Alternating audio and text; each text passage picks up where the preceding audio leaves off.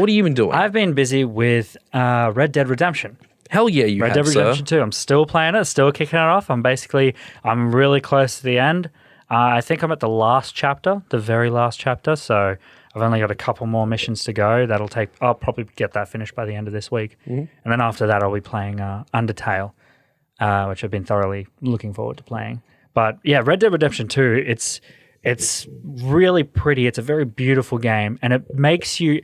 One of the things that people had griped about before is that there's no fast travel. I kind of thank the developers for not having fast travel in this game, because this game is so detailed and so beautifully put together that you don't want to miss any of those landscapes, you know? And so I would never put it on cinematic mode when I used to ride, because not only was it interesting to ride through the world, it also had random events that would pop up. And I wanted to experience basically just living in the world. I would only ever put cinematic mode on when I was during a mission and we were traveling somewhere, because I knew that if anything happened to be part of the story, and if not, I can just admire a cinematic mode. See, I'm different there. I played with cinematic mode sometimes. Like at first I didn't, and then I was like, I got to go somewhere, but because there was always something happening. But I played with headphones on, so I would hear anything. Like I'd be in cinematic mode, just sort of texting someone or Facebooking or Instagramming, because I'm on social media anyway. And I'd hear something, and I'd quickly pull out a cinematic mode. I'll be like, where is it? Check the map. There's like the glow of the icon, and then I'm just straight there. I also play with headphones as well, and I have to say the sound design in it is thoroughly enjoyable. You can hear it like all the way, you like left to right. You Full hear 3D stereoscope. Yeah, 100%. man. If you've got like stereoscopic 3D headphones or earphones or anything like that, definitely recommend playing this game with those on. And I recommend don't use earbuds. Earbuds? Is it earbuds or earpods? AirPods. AirPods. Funnily enough, would you like to know something? Actually, don't put basketball playing dogs in your ears. Got it. AirPods. Two golden retrievers don't work. I love the game as it is, but I feel like that I've overstayed my welcome in it, and I feel like as I'm playing it, it's not getting as a drag. It's just that I'm looking to move on, and I'm seeing kind of the same beautiful landscapes over and over again. I think also a part of that issue is that now that you've done, it's no spoilers, you if you haven't seen it. Sorry for swearing, but Arthur Morgan dies. Anyway, so when you play it gets... No spoilers. No spoilers. So when you get to the point and then he dies and you play as John Marston to like lead into the next game, the epilogue, to me, I just put the controller down. I just didn't feel like playing. Once I killed Arthur, like I didn't kill him personally, but once Arthur Morgan died, I was like, I don't feel like playing right now. And I just didn't touch the game for like a few days. And because it just like, especially after doing like the first little mission with John Marston, it just felt like a drag and felt off. It felt kind of disrespectful to Mr. Marston. I mean, Arthur Morgan. So I was like, I don't know, it just felt weird playing as John Marston. And then eventually I got back into it and I was like, I don't give a shit. Hell yeah, let's go build my farm. But I don't know, that I think could contribute. Maybe. I kind of agree, felt because weird you're almost starting from the beginning. Yeah, and it felt weird. But there was also another bit, and this is what I experienced today. I bought, because I was buying newspapers almost after every mission, but once I reached the mission in Valentine, I think it is. That's the first town that you come across. I didn't buy any more newspapers, and so by the time that I had gotten to that point late in the game, I had all these newspapers backed up. Yeah, I bought all of the newspapers, and I was literally spent about half an hour going through each of them, remembering the past missions that I'd done. Well, that's a pretty cool way to do it. And that was actually very like kind of nostalgic in a way of like reading the news and seeing like what they were getting as part of it. And I was like, well, that's wrong. That didn't actually happen. It turned out they were the ones who started it, and we had to stop. We had to stop it. But Red Dead Redemption 2 is such a beautiful open world landscape. The textures in it are actually marvelous, and the animations sometimes can be janky. However, when done correctly and everything goes in line, it just clicks and it looks so beautiful, almost like it's being filmed. And it's no surprise coming from the very developer who created arguably the most important open world game in the history of video games, and that's Gran Turismo. They did Gran Turismo. Grand Theft Auto 3. Gran Turismo 3. Gran Turismo 3, the most important open world game. Grand Theft Auto 3, which I'm pretty sure you ask any 90s kid or millennial and they will have their memories of Grand Theft Auto 3.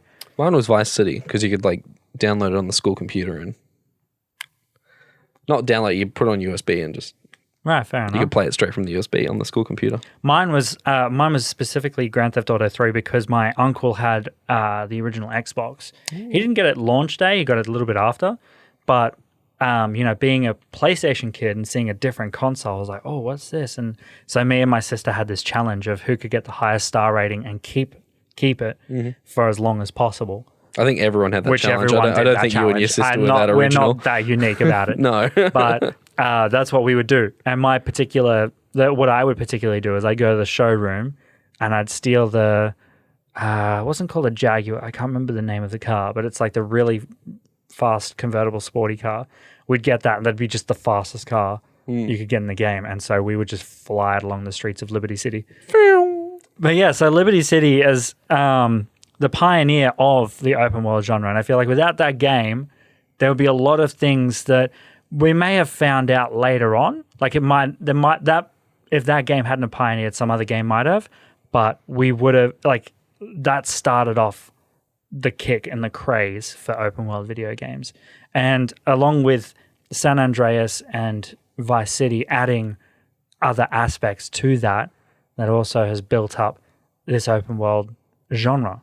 But that's the thing about that open world genre is that you have this giant world that you can explore.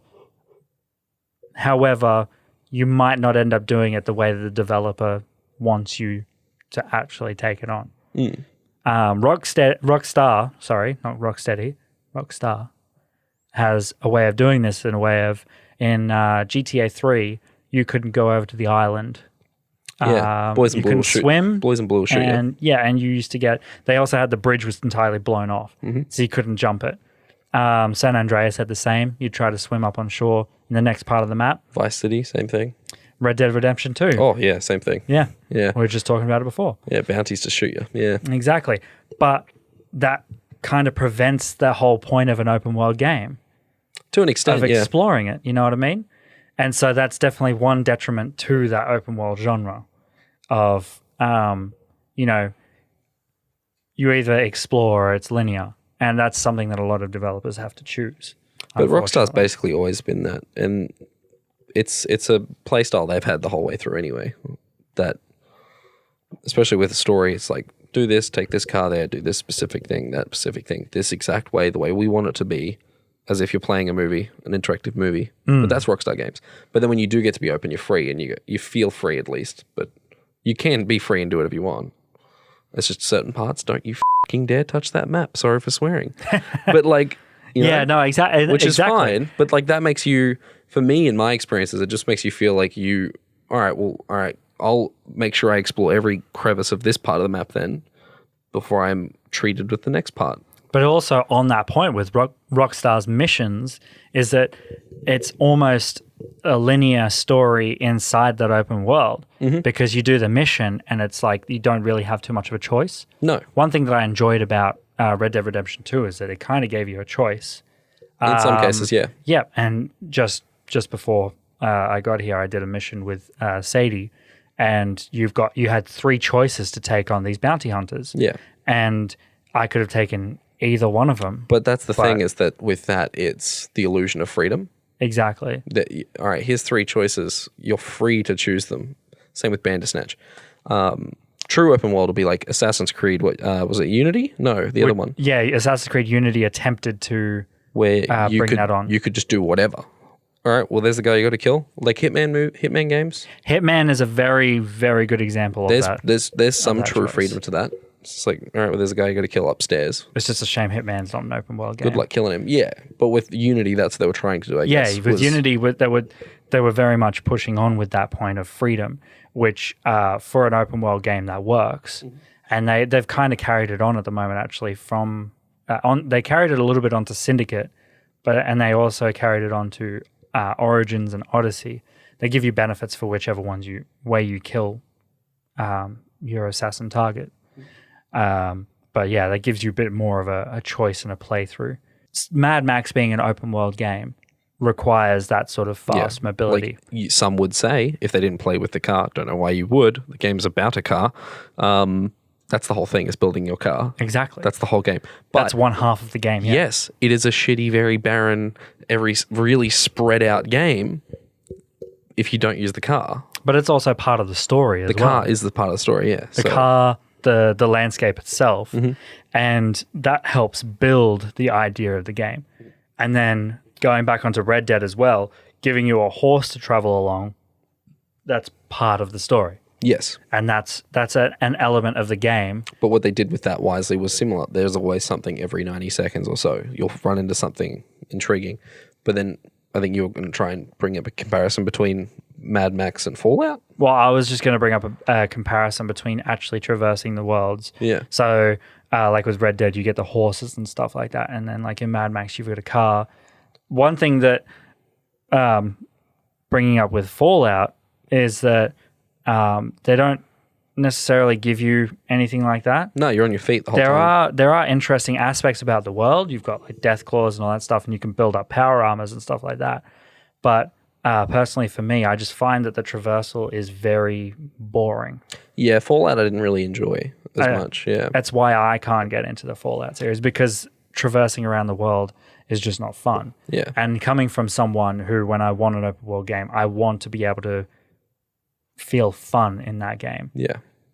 That brings it down. Because I got more enjoyment out of building the settlement in Fallout 4. Like I didn't buy the game, but like I enjoyed building the base, which is my kind of game. But yeah. Strangely enough, people say that's the worst part of the game. Really? So when you enjoy the worst part of the game, am I retarded? Or maybe that game's just not for you. You know what I mean? Yeah, yeah. And that's where you've got to that's where I suppose you as the player have to look at whether that type of game is for you. Yeah. But also the developers themselves have to try and make sure they get the traversal right. Mm-hmm. But no, that's just me. I'm just a different, like, but like I can enjoy Red Dead, and like I did not put that down. And then I love my City Skylines or Hearts of Iron 4, Prison Architect at the moment. A lot of them seem to be building strategy games. Like you've got to have a strategic way to build your prison, otherwise the prisoners break out. City Skylines, you got to build it this way, otherwise the roads, like the city won't manage. You got to be kind of strategic with that. Way 4, similar thing. Basically a strategy. It is a strategy game. Why am I saying basically is? Anyway, but then for some reason I drop everything and I play Red Dead. I was playing that before I even went to work. Like I'd wake up early just to play it before I had to go to work.